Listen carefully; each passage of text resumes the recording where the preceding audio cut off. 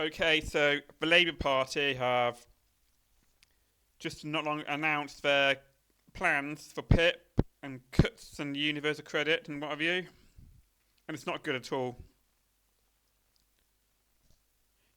We are still on a green paper, and it's not been confirmed, but still, this is bad.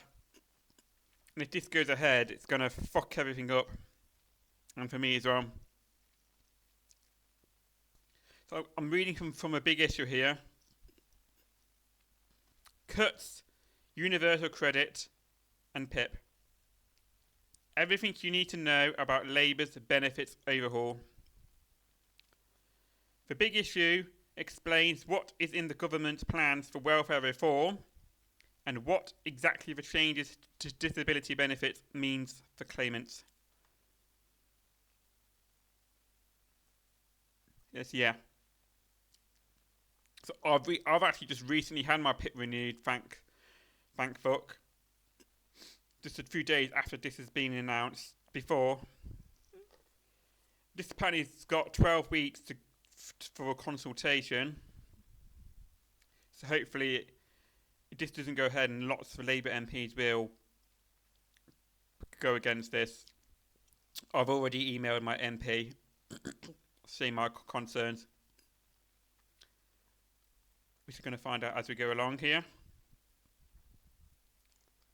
Labour has announced its plans to slash the welfare bill and push more people claiming disability benefits into work. Well, yeah, like a lot of people have said, you can still work and be on PIP, but PIP does help because when you're on PIP, you get a lot more entitlements. What can keep you working or keep you healthy and whatnot, because it's also a bit of extra money as well.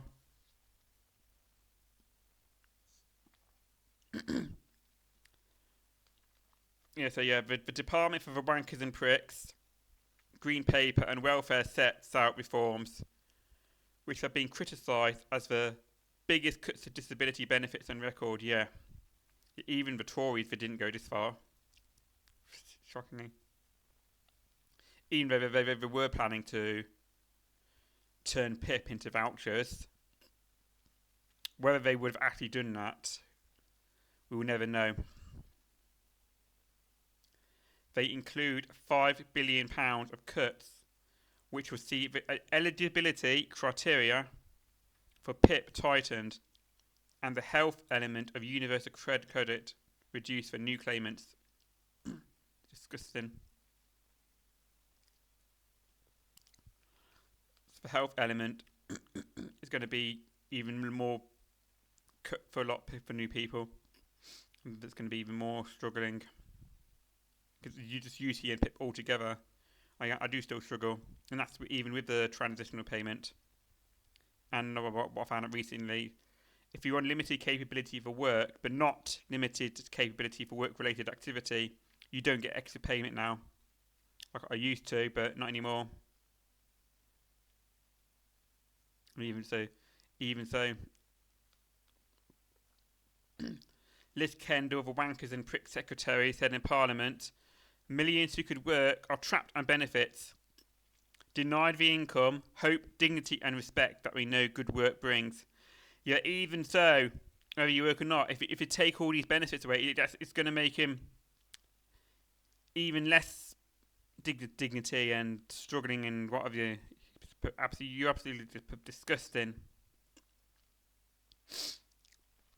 Benefit cuts are a violation of human rights, which will harm ill and disabled people, Labour warned. Yep. It says, DWP's new unemployment benefit and changes to work capability assessments explained. Oh no, sorry, these are new articles, sorry. I thought that was part of this. Anyway, a record 2.8 million people are out of work due to long-term illness, and spending on disability and incapacity benefits for working age people is up by £19 billion in real terms since 2019 to 2020. Really? Government ministers claimed that the number of people out of work due to sickness is indefensible and unfair. Well, where are the jobs? I mean, I could like to work if the right job was there. Because I have tried 2 jobs before, one at Wilco, one at the recycling plant. First one I lost after the probation period. They let me go because it wasn't good enough. And same with the recycling centre, because the hours are too long and what have you, and other things. Anyway, they have argued that disabled and ill people will be pushed into poverty by cuts. Yeah, it will. Putting greater pressure on public services, including the NHS and social care. Cuts will also likely lead. It will lead, not just legally, not likely, certainly lead to worsening mental and physical health, which could push people further away from the workplace. Yeah, even further into anxiety issues and mental health issues and what have you. It's going to be this. Elements of the government plans have been broadly welcomed. Yeah, really. Who by? Including the promise of personalised and tailored employment support for people, including those with severe health conditions. Are you sure about that? If it's more personalised, then yeah, that could be a good thing in some respect. If it helps, but not everyone go. And if you do these cuts, it's going to make it even more difficult. But experts have said they fear that the cuts will erode trust in the DWP, as if there was any trust in them in the first fucking place. They should have been abolished a long time ago. An inquiry in all these misery and deaths caused by the Department for Wankers and Pricks. It should have been done a long time ago. Need to be abolished altogether. Get rid of them. And all these sanctions and shit. Absolute evil bastards. Here we outline what changes to disability benefits have been announced and what they could mean for claimants.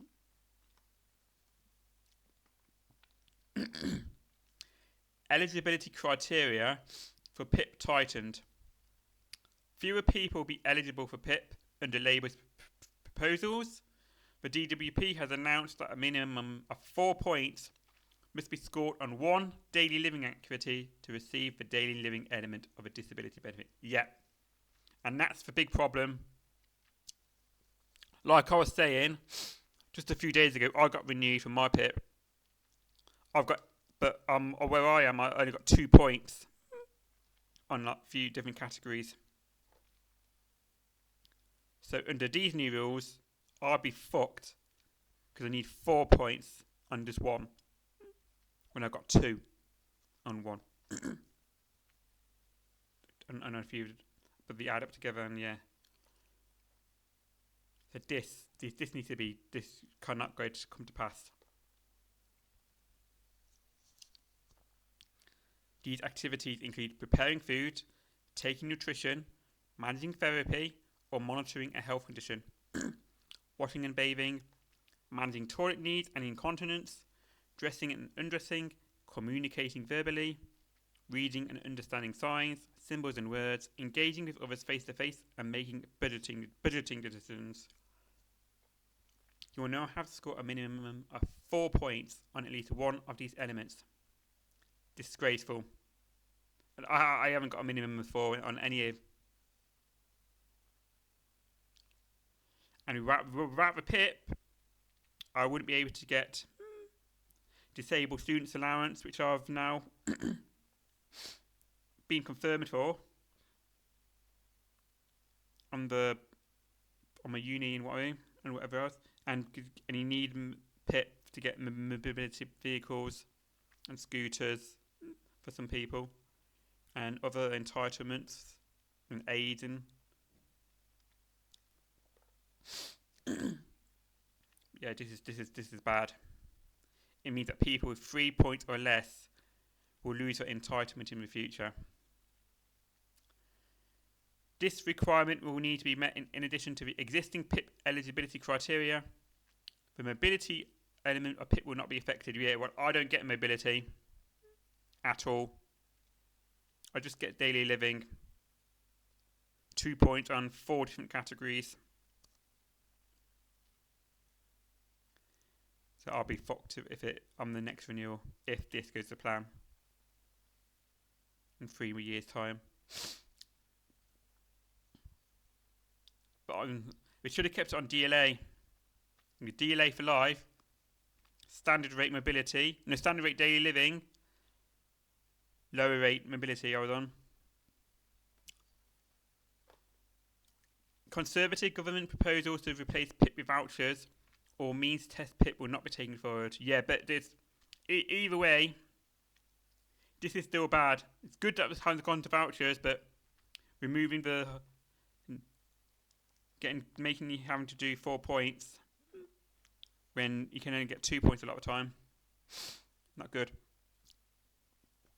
No reassessment for people with severe disabilities or illness. Is that right? Luckily, I didn't get reassessed. I went straight to renewal. Still. People with the most severe long life illnesses and disabilities, those who have no prospective improvement and will never be able to work, will no longer have to face regular assessments to get their disability benefits. They will also have their income protected. But that's good for a lot of people. But what about those who will be affected? Like the 4 points thing.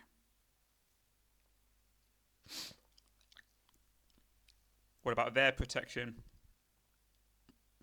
And not having to face reassessment every few years. Same with the work capability assessment. Face-to-face disability benefits assessments will be increased. Currently, only 7% of PIP assessments and work capability assessments are carried out face-to-face. Really, only 7%? I didn't know that, to be honest. Didn't realise it was that low. Surprising. Probably more like 50, 60%.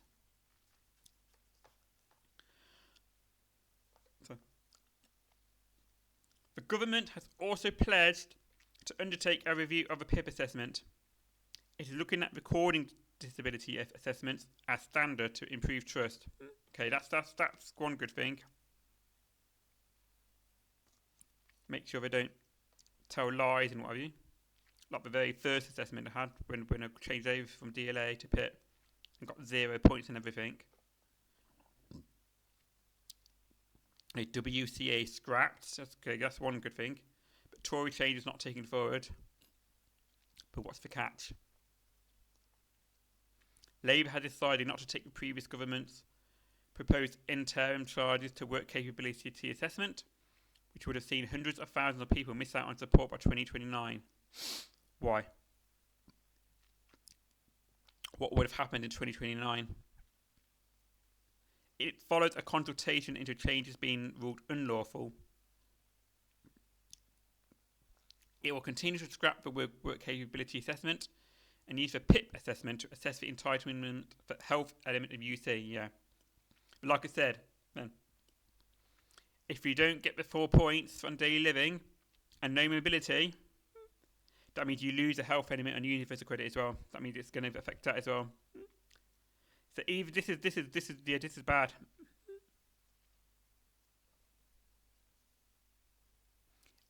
Eligibility for this will be based on the impact of disability on daily living, not on the capacity to work. Well, they both come hand in hand in some for a lot of people.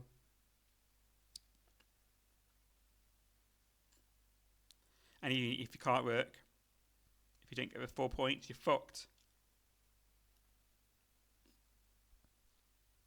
Any health-related financial support UC will be targeted at those with long-term conditions and disabilities that have lasted for 3 months and are expected to last for another further 9 months. Yeah, well, in my case, I'm autistic and what have you, so that's going to be for life. And so I've got a uni to worry about now, so coming this year coming. That'll be 3 to 4 years. It will reduce the number of assessments that many people go through. There are 1.7 million people who currently go through the work capability assessment that have a PIP assessment who will now only undergo one assessment. Universal credit to rise for people actively looking for work, okay? But there will be cuts for the health element. So, a few good things, but a lot of bad things.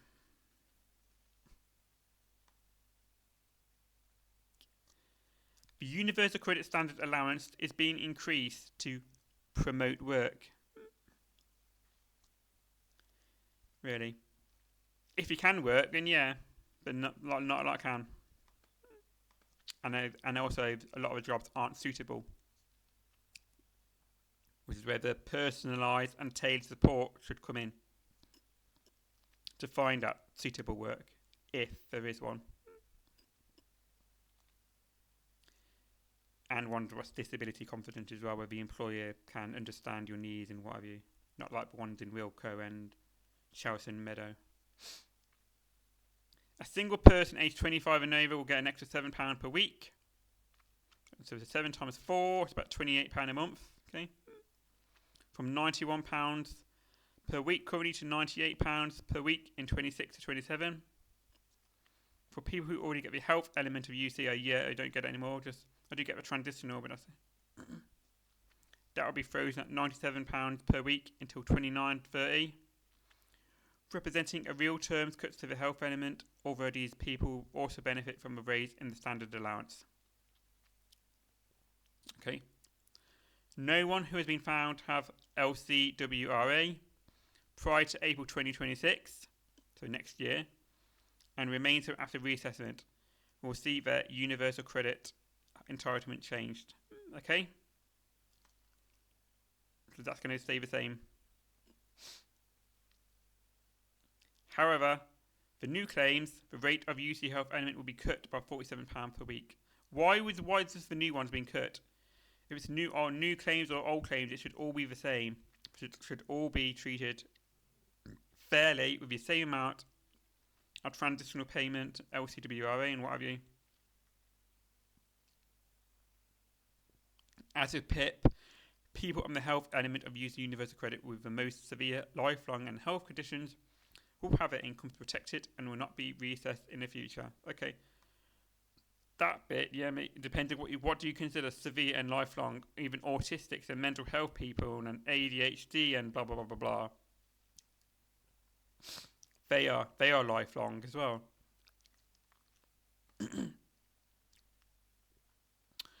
People have a right to try work without risk of losing benefits. The government has pledged that working in itself will not trigger a reassessment on a potential loss of benefits. To remove the risk of people trying work will still benefits. As long as, I would like to try work again maybe. Because I do need more money, to be honest. As long as they don't force me to some work which I cannot do.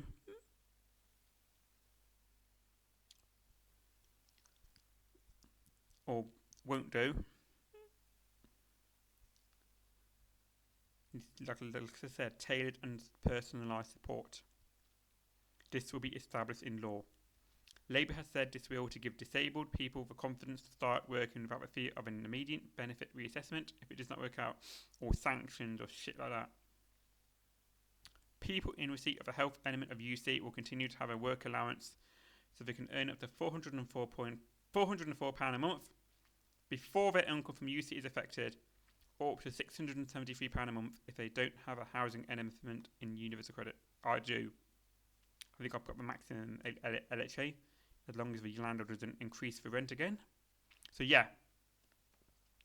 So it's a bit bad with the whole needing to have 4 points on one category, which is what I'm most worrying about. And also in connection that getting rid of the work capability assessment, which is good, but having to rely on the PIP to get the LCWRA, because knowing the DWP, you're going to get like 0 points in everything, let alone just 2 points or 0 points, I suppose. When you get to tribunal, will they give you 4 points and one category? Either way. Yeah, so a lot of this is bad, and I hope it gets cut down. and a lot of MPs rebel against this. Called it out because this is bad. It's going to cause a lot of misery. Yeah, so there you go. But we got rid of the Tories, didn't we? No, the Labours, they're just as bad as, or even worse now. Starmer, he's an absolute disgrace. Rachel Reeves, Liz Kendall. Shame on you all. Shame on you.